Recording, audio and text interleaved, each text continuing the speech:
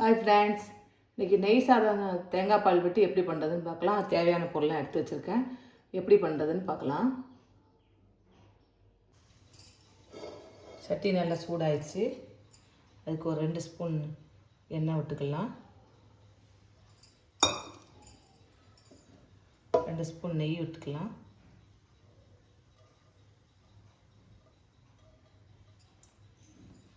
எண்ணெய் நல்லா சூடாகட்டும். எண்ணெய் நல்லா சூடாயிட்டு பட்டை கிராம்பு ஏலக்காய் போட்டுக்கலாம்.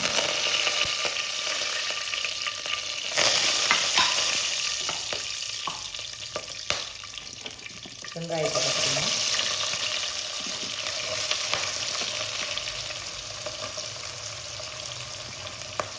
மிளகாய் போட்டுக்கலாம்.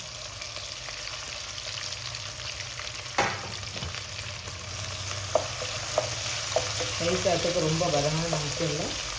கொஞ்சம் கண்ணாடி பதம் வந்தால் போதும். கலர் மாற வேண்டாம்.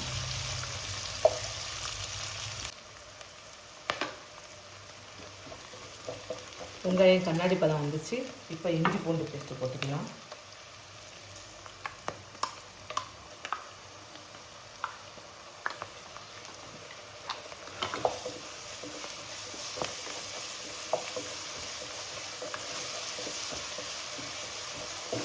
இஞ்சி பூண்டு பேஸ்ட் நல்லா பச்சை வாடை போட்டோம்.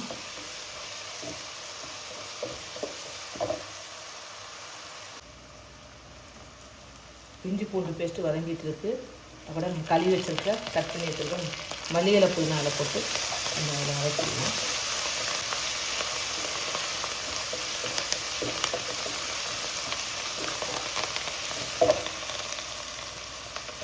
ஒரே ஒரு தக்காளி பழம் கட் பண்ணி போட்டுக்கலாம். தக்காளி பழம் நல்லா வதங்கணும்னு அவசியம் இல்லை.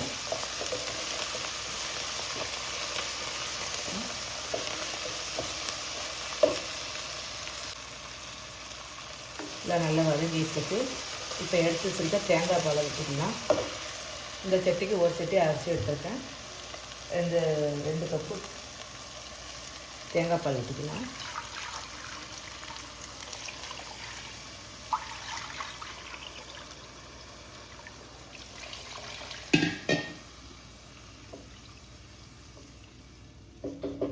ஆச்சு.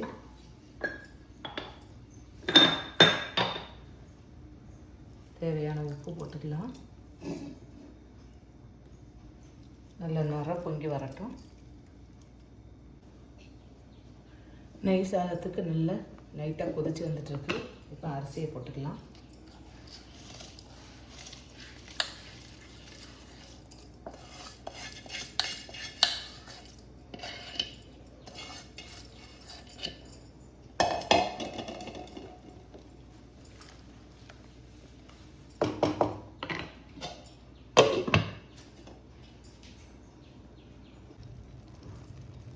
அரிசி போட்டு கொஞ்சம் வெந்துட்டுருக்கு. லைட்டாக வேகணும். அது கொஞ்சம் கிண்டி விட்டு சிம்மில் வச்சு ஒரு 10 நிமிஷம் வச்சு எடுத்துக்கலாம்.